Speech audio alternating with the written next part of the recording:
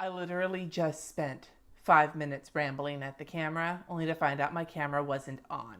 My original plan for today was going to be a discussion of how I plan for the school year, considering that I have middle schoolers. I have a kid who is in 8th grade, so at the end of the middle school journey, and a kid who's about to enter 6th grade, so right out of elementary school, fresh out of elementary school, entering the halls of middle school. So I have 2 middle schoolers. Next year's high school.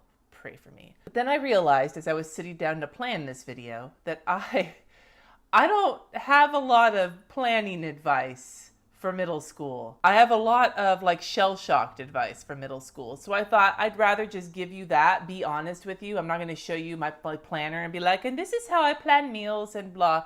And all those videos that we find on the internet, most of them are geared towards kids in elementary school, which is great because when you're in elementary school, your kids are still they want you around. In middle school, that starts to change a little bit. They want to hang out with their friends more than you, but they cost a lot more money. And that leads me to my first point. If you want to plan for anything for middle school, plan to spend a hell of a lot of money. Because for one, technology. Your kids are going to want a phone because everybody and their fucking mother in middle school has a phone so they can get a hold of each other and they can Snapchat each other and they can blah blah blah blah. And your kids are going to want it. So if you haven't gotten them one yet, be prepared for the incessant asking about getting a phone. But not just the phone. At least in my town, we are in a technology world now, and one of the things that is asked of us as parents is to supply our kids with devices, aka Chromebooks, because that's what they do all their work on. And there are Chromebooks available at the school for kids who can't afford to buy them, but they request, if you can afford it, or if you can get into a loan situation that they have programs here in town for, to bring a Chromebook for your kid that they can take and use for their homework, which is great because then they can collaborate on things on Google Documents and work from home and not have to worry about losing their notebooks and all that shit.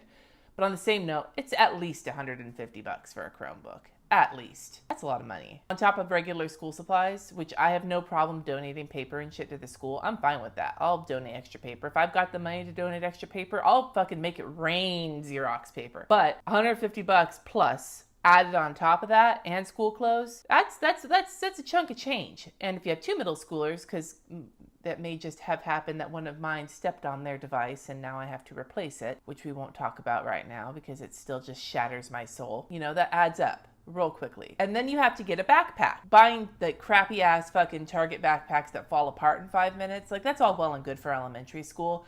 But when you're buying backpacks for middle school, you got to get a nice one that has a nice pocket that can pad it and hold the expensive thing you just bought the kids, because somehow we're trusting 11-year-olds with a fucking piece of technology to walk around at middle school where everybody's bonking into each other and getting all up in each other's business and all this other bullshit. You got to make sure that their device is protected unless they leave it on the floor and step on it. But I just said I wasn't going to talk about that. So we wound up buying the kids JanSport backpacks. Now, this is not sponsored at all. Trust me. I'm just saying.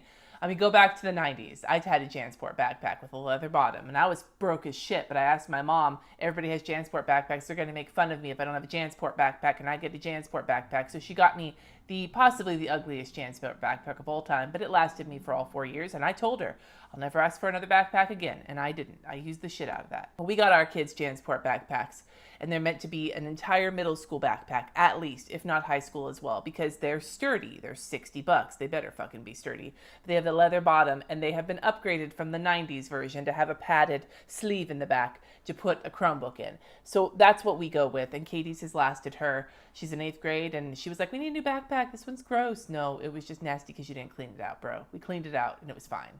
So she's using that, and now my son has one too. So hallelujah, they have expensive backpacks. Yay! Expect it that there will be some additional expenses in middle school that there weren't necessarily in elementary school. Anything from PE clothes, to which they grow out of, to making sure that you are adequately prepared for whatever dress code middle school offers you, because generally speaking, they're more strict than elementary school, to possible trips that they do or more expensive situations. There's just all the things. There's more expensive things happening in middle school. So prepare for that. That is one way you can plan.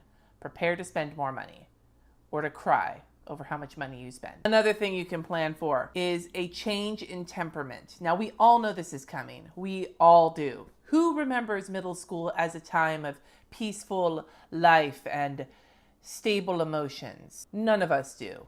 And if you do remember it that way, I'd really like to know what drugs you're on. Middle school's that time when puberty really starts to rear its head, and so be prepared for your child to drastically change temperaments, whether they become moody or angry or grouchy or irritable or super clingy sometimes, or you never see them because they're always in their room or whatnot. Like, it's coming. It's coming because you did it too in some form or another. And be prepared for what your child does to not be what happened with you.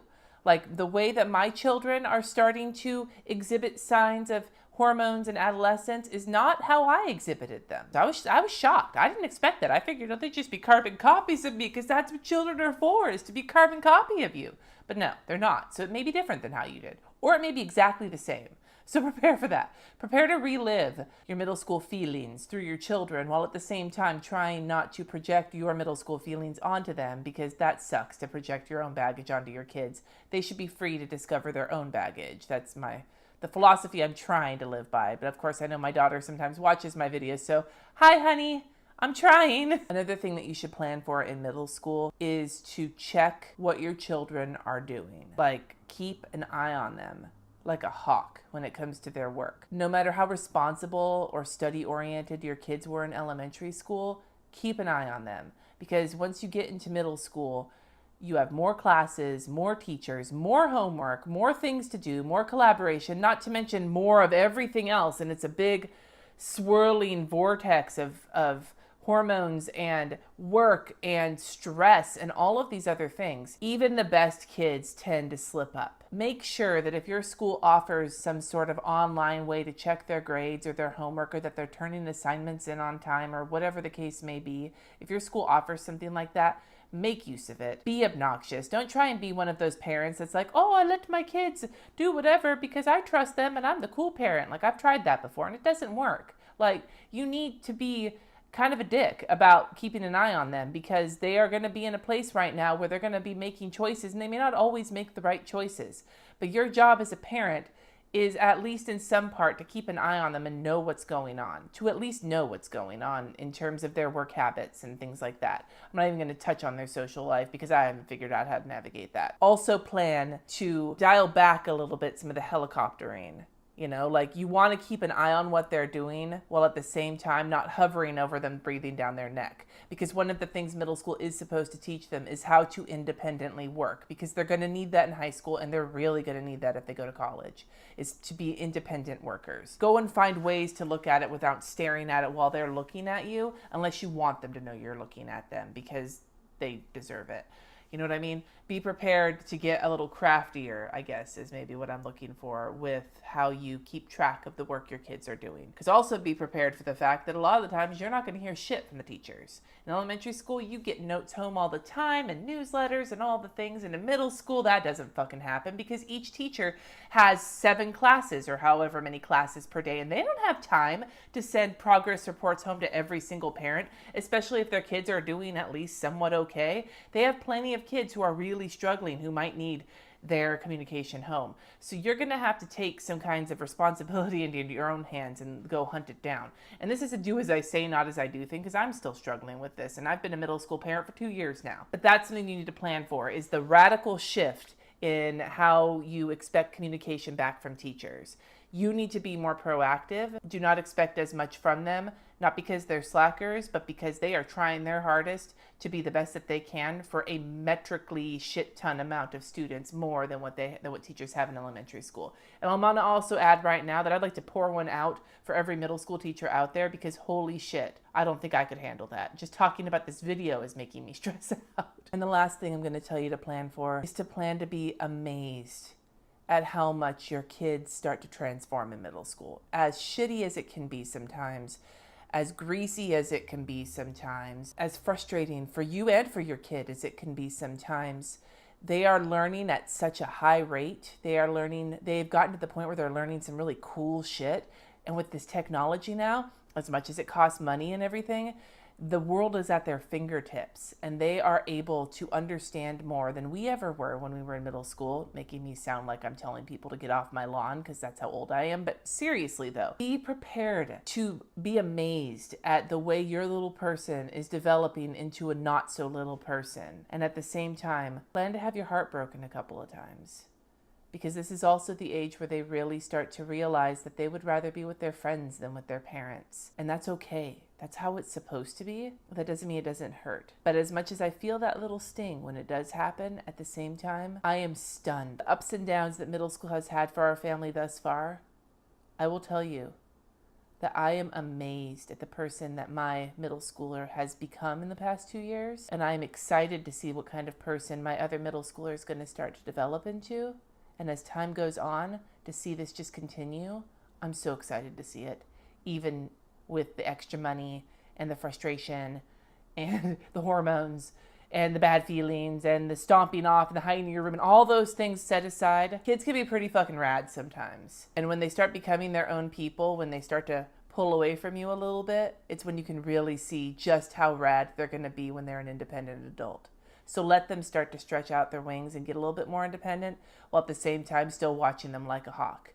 It's a delicate balance to play with. So this wasn't really one of my usual videos, but I really just felt, after seeing so many videos online of people getting ready for school, some Pinterest looking shit, people getting ready for school, like that's not what it's like in our house getting ready for school with middle school. It's mostly open my wallet, tell me where you need me to go, and holy shit, don't yell at me like that. Like that's basically middle school in a nutshell in my life. And so I just wanted to say that for those of you out there who may have middle schoolers or who remember being middle schoolers. You may not like this video. You may are like, what the fuck, Cindy? I want to see an Erin Condren planner. I want to see some other fucking bullshit than this. But that's what I felt like making for today. So I hope you enjoyed it. Let me know in the comments. This could be opening myself up for my own version of middle school right here on YouTube. Thank you so much for watching. Subscribe if you haven't already, and I will see you next time.